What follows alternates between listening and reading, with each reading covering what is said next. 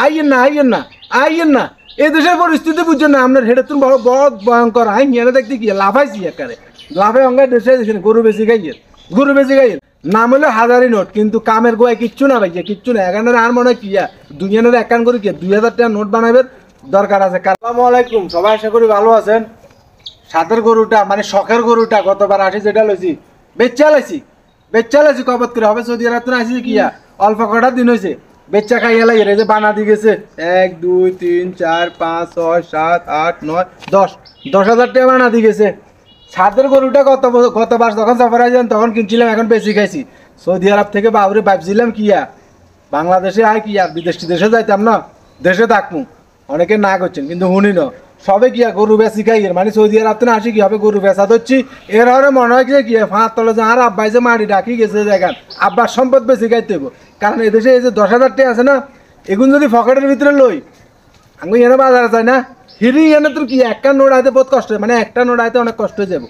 ভাইয়া আপনারা যারা সৌদি আরবে আছেন বা অন্যান্য দেশে আছেন আপনারকে বললাই যে দেশে যে খসের টিয়া হারান একখানা বাই হারাইয়েন। এই দেশের পরিস্থিতি খুবই ভয়ঙ্কর। হয়তো অনেকে আছেন কিয়া 15,000 20,000 টাকা দিই কম কিয়া এ বাউরে এগুন দি চল হ্যাঁ তার বাউরে কষ্ট হয়ে যাবে, প্রচুর পরিমাণে কষ্ট হয়ে যাবে। আমরা যারা প্রবাসী কি এখন বর্তমানে বাংলাদেশে আইসি ছুটিতে অবস্থাটা কি কত খারাপ এখন আমরা বুঝতেছি।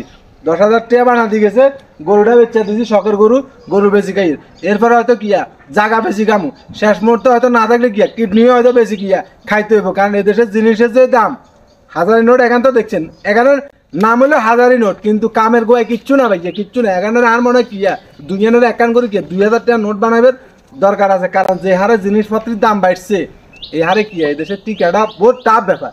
সৌদি আরবে মনে করেন 500 রিয়াল যদি পকেটে থাকে মানে খামসামিয়া রিয়াল আর পকেটে থাকলে আপনি 1 মাস খাইতে নারবেন 1 মাস 500 রিয়াল দিই। আর বাংলাদেশে 10,000 টাকা কি বাজারে গেলে ফিরিয়ে গিয়ে না 10 টাকা। এটা কোনো দেশ হইলে রে বাউরে জিনিসপত্রের যে পরিমাণের দাম বাড়ছে মানে কি কইতাম ওই আমনে করে এরাই কইছিলাম না একটা সার দাম 10 টাকা। এই পরিস্থিতি এটা আর কি। যারা সৌদি আরব বা অন্যান্য দেশে আছেন আর মতন কিয়া মাথাতে বেড়া হইছে ওরা দেশে চলে যায় আমাকে বিদেশে কিচ্ছু নাই। আইয়েন না এই দেশের পরিস্থিতি বুঝছেন না আপনার হেডে তুমি বড় বড় ভয়ঙ্কর আই নিয়ে দেখতে কি লাফাইছি একারে লাফে অঙ্গায় দেশে দেখেন গরু বেশি গাইয়ের এরা হয়তো কি জায়গা বেচতে হইব নয়তো কেউ অটো রিক্সা মিক্সা আছে না এক কালে চালাইতে হইব কিচ্ছু করেন নাই তো।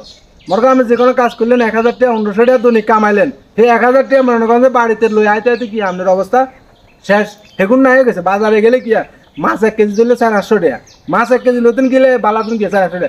আর ইলিশ মাছ তো বাবুরে স্বপ্নের কথা, ইলিশ মাছ গরু গোস্ত এটার কথা কইয়ে না এটা বাদে মানে ওই শুটকি মাছটা যেগুলো আছে না মুদ্রা এগুন খা এর সাথে কি আর বেশি কিছু যায় না আর বেশি কিছু কইলাম না।